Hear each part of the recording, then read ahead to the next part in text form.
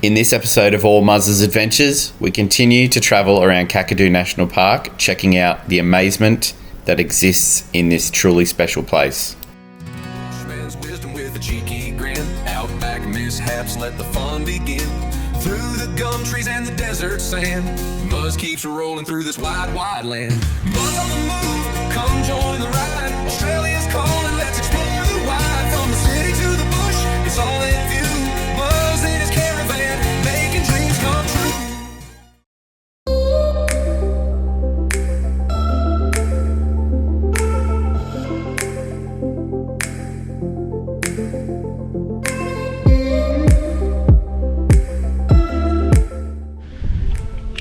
So in Kakadu here, we are at, look, I think it's Nourlangie Rock, but that is actually bad. I shouldn't be calling it that because that's not the right traditional name, but I just can't remember the right name at this point in time. But this is where the Aborigines would have lived in here. We've got rock art up there. This would have been home to many people, I can imagine. There's plenty of space and is awesome. Just actually look up, we're actually under the rock. That's cool.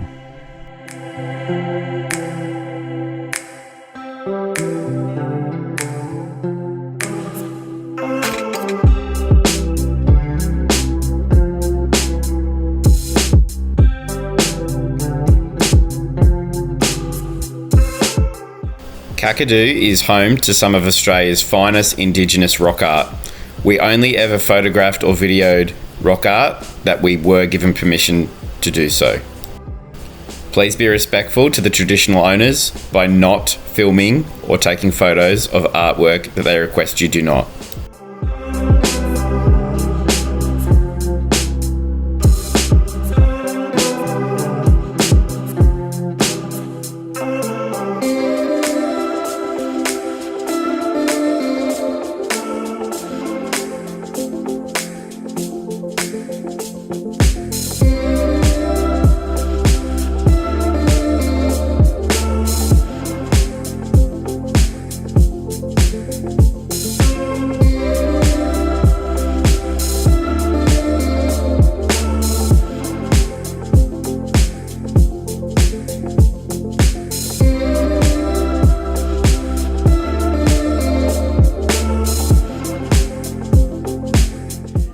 So Kakadu is known for its wetlands and billabongs, and this is one of them.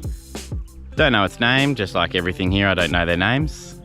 Watch out for crocodiles and don't turn your back to the water. Run.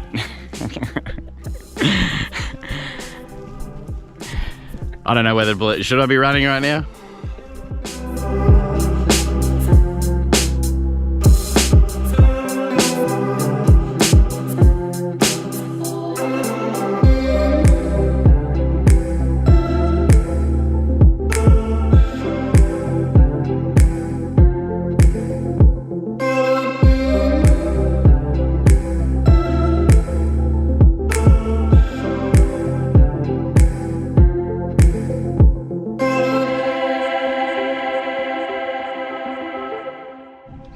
So we're at another rock site. It was a bit of a walk in. I can't remember the name. They're all very confusing to remember.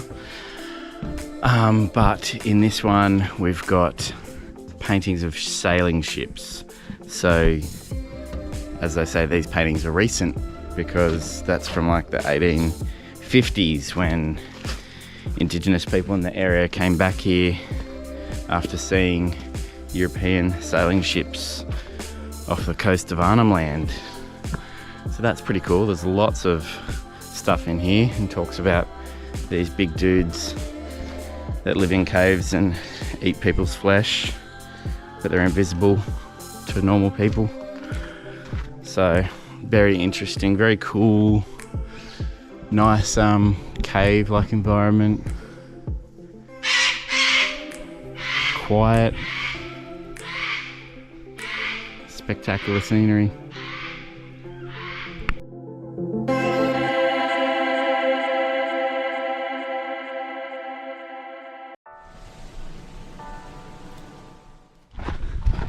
So we have just visited Mirray Lookout, which is a 1 kilometre uphill walk over rocks to the top of the hill, and there's a big platform at the roof. Sure, the view is obstructed by trees, but there's gaps in the trees where you can see out to the Kakadu Escarpment or Arnhem Land Escarpment, whatever it is. So it's still a good view. Yes, the walk isn't easy, but it's not awful. You just got to watch for loose rocks and probably bring water, and don't do it when it's really hot. Whoa.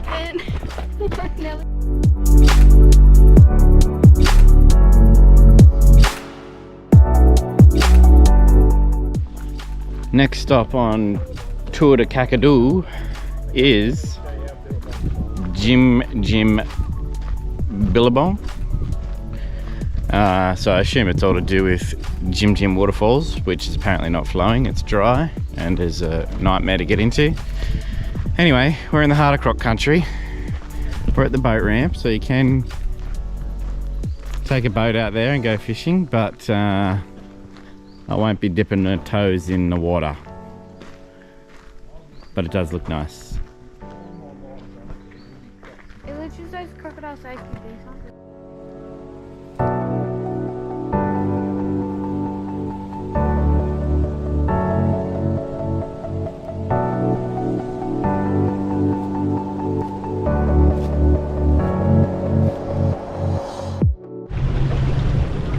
You're stuck with me for the next 2 hours.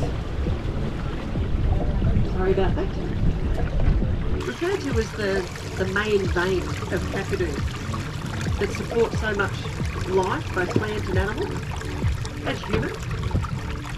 So it's an extremely special river.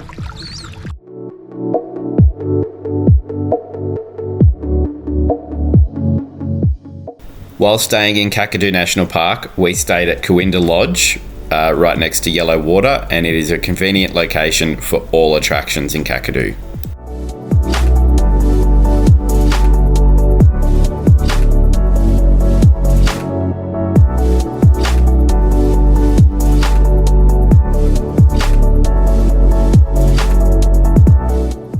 We saw plenty of crocodiles and bird life while on the Yellow Water cruise. Sometimes the camera did not pick them up though, as they are just living in their natural state.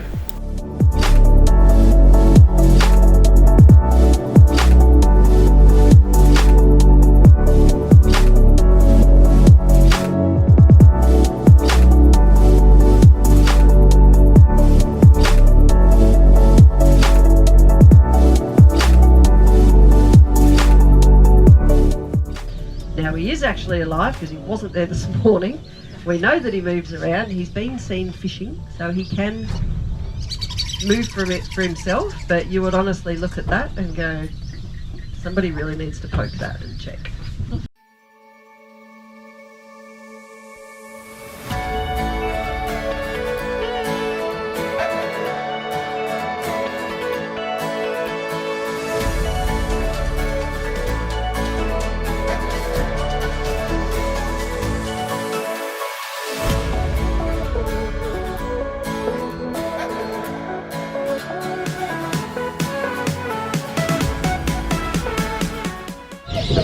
The Kakadu is the only stork species in Australia. Due to a long wet season in 2024, there was plenty of locations that were still closed in the national park, which we were unable to visit. These include Jim Falls. Next time I visit Kakadu, I would definitely recommend staying 7 days, as a lot of the attractions are well and truly off the road and in four-wheel drive tracks, so you need to take extra time. Thanks for joining us in this episode of All Muzz's Adventures. Join us next time as we continue our trip south and west towards home.